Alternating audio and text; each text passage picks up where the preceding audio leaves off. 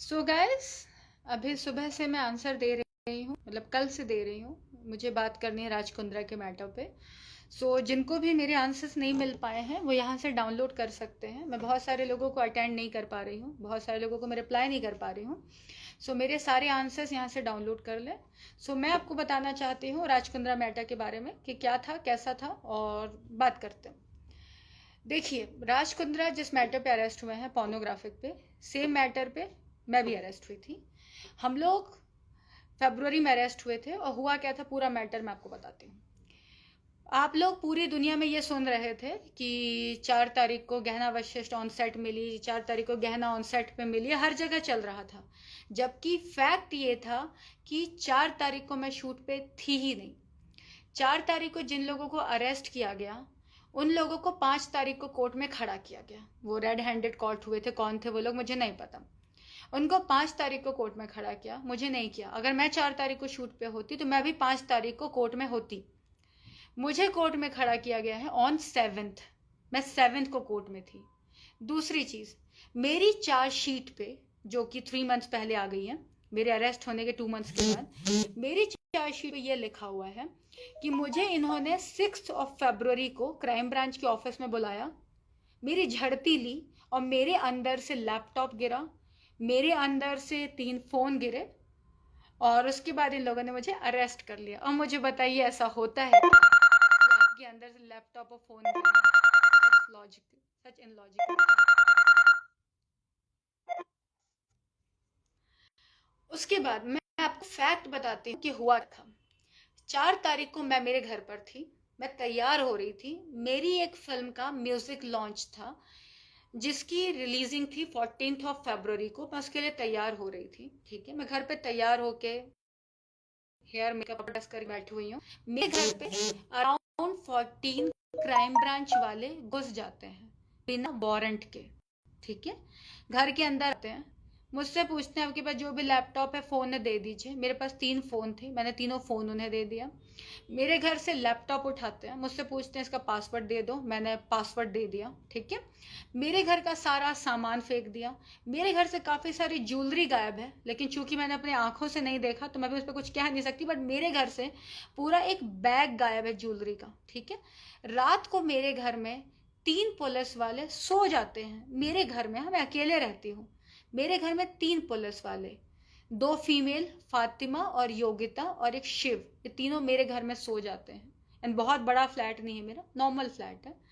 5 को सुबह सुबह मुझे क्राइम ब्रांच की ऑफिस लेके जाया जाता है। दिन भर वहां बैठा के रखते हैं, टाइम पास करते हैं, कुछ नहीं पूछा जाता। शाम को मुझे 41 इशू करते हैं और शाम को मुझे घर भेज देते हैं, ठीक है। मैं घर आ गई। 6th को मुझे फिर से बुलाया जाता है क्राइम ब्रांच की ऑफिस, 41 सेम इशू करते हैं। मैं दिन भर क्राइम ब्रांच के ऑफिस में होती हूँ। मैं बाहर भी जाती हूँ खाना खाने। अगर मैं गलत होती तो I would have taken anticipatory bell. मेरे पास 3 डेज थे, मैंने कोई एंटिसिपेटरी बेल नहीं ली, ठीक है। 6th को ऑल ऑफ सडन मेरे पास आते हैं, मुझसे साइन करवाते हैं पेपर। मुझसे कहते हैं आपके अगेंस्ट एफआईआर साइन हो रहा है और कल आपको कोर्ट में खड़ा किया जाएगा।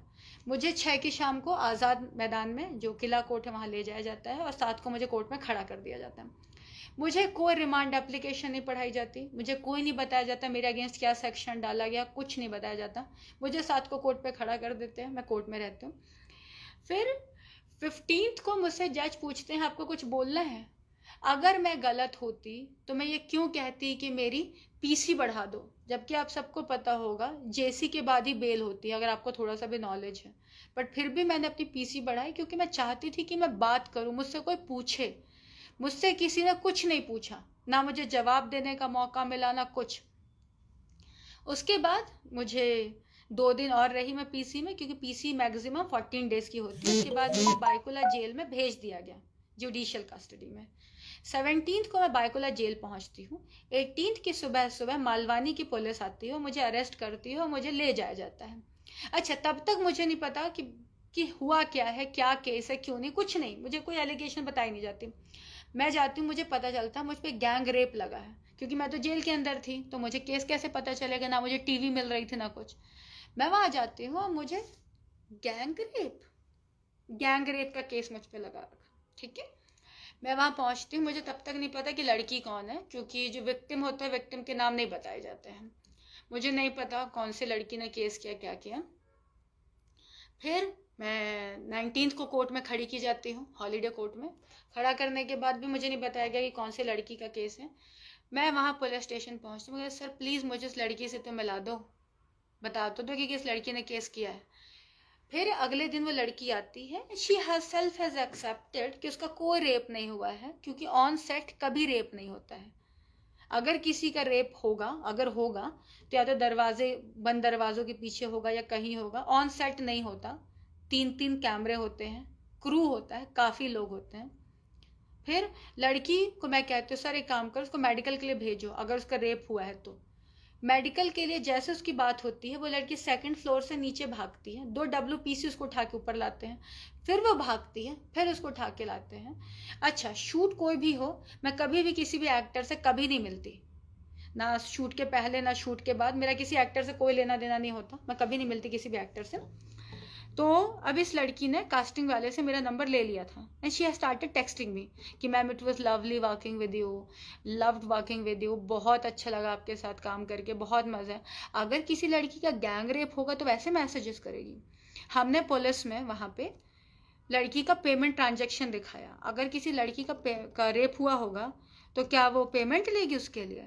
कौन पैसे लेता है रेप करवाने का? अगर एक किसी लड़की का रेप होगा तो वो NOC वीडियो देगी, NOC वीडियो है, प्रमोशनल वीडियो है, सब कुछ। लेकिन ये सब कब दिखाए जाएंगे? जब केस खुलेगा। आपसे कुछ नहीं पूछा जाता, आपको उठाते हैं और जेल के अंदर डाल दिया जाता है, बस यही होता है आपके साथ, ठीक है। अब उसके बाद मुझे उठाते हैं, 8 दिन मैं पुलिस कस्टडी में होती हूँ, जहाँ मुझसे कुछ नहीं पूछा जाता और मुझे उठा के जेल में डाल दिया जाता है। 2 मंथ्स के बाद मेरी क्राइम ब्रांच वाली चार्जशीट फॉल होती है, मेरे को बेल मिल जाती है, बट स्टिल मैं जेल में हूँ गैंग रेप के लिए। मैं गैंग रेप के मैटर से जब मेरी बेल हुई, मैं बाहर निकली 2 टर्म्स ऑफ कंडीशन के साथ, उसमें है मैं बाहर निकलती हूँ, मैं पूछती हूँ कि क्या किसी की इंक्वायरी हुई थी, क्या किसी को क्वेश्चन, कुछ नहीं। चूंकि मैं लड़की हूँ, मुझ पर स्ट्रेट रेप नहीं डाला जा सकता, इसलिए मुझ पर गैंग रेप डाला गया, सिर्फ इसलिए कि मुझे फंसाया जाए। ना मैं सेट पे पाई जाती हूँ, ना मेरे खिलाफ कुछ मिलता है, बट स्टिल मुझे फंसाया जाता है, क्योंकि मुझे फंसाना है उनको। अभी राज वाला जो मैटर हुआ है, राज और हमने कुछ फिल्में की हैं, आप वो वीडियोस देख सकते हैं, प्रॉमिस नाम है फिल्म का। एक फिल्म का नाम है 1+1 और एक फिल्म का नाम made for each other. These films are available on internet. कोई भी फिल्म पॉर्न की कैटेगरी में नहीं आती। हमने कोई पॉर्न नहीं बनाया और कभी नहीं बनाया, ना मैंने, ना राज ने, उमेश ने, ना रेयान ने। हाँ, जो लोग सेट पे मिले थे, we have nothing to do with them. वो कौन थे, क्या थे, हमारा उनसे कोई लेना देना नहीं है, ठीक है। बस फंसा दिया गया। अब अगर एक फिल्म संजय लीला भंसाली बनाता है, एक फिल्म करण जौहर बनाता है, एक फिल्म अनुराग बसु, एक फिल्म अनुराग कश्यप, एक film Farha, that doesn't mean ना कि सारे लोग ही फिल्में एक जैसी बना रहे हैं। सबका अपने अपने काम है।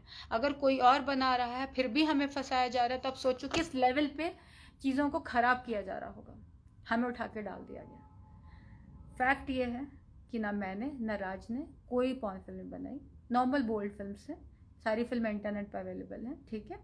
अगर आप लोगों को लगता है, आप लोग इंटरनेट पे चेक करिए, ठीक है, सारी चीज़ें चेक करिए, क्योंकि जो भी चीज़ें बन गई हैं, जो रिलीज़ हो गई, वो इंटरनेट पे अवेलेबल होती हैं, सब मिल जाती हैं, ठीक, ये है। तो यहाँ पे किसी ने कुछ नहीं किया है। और थैंक यू सो मच। और हाँ, अगर आपने कभी कुछ भी सुना हो, वो एक अलग चीज़ है, सेट पे किसी का रेप नहीं होता है, होता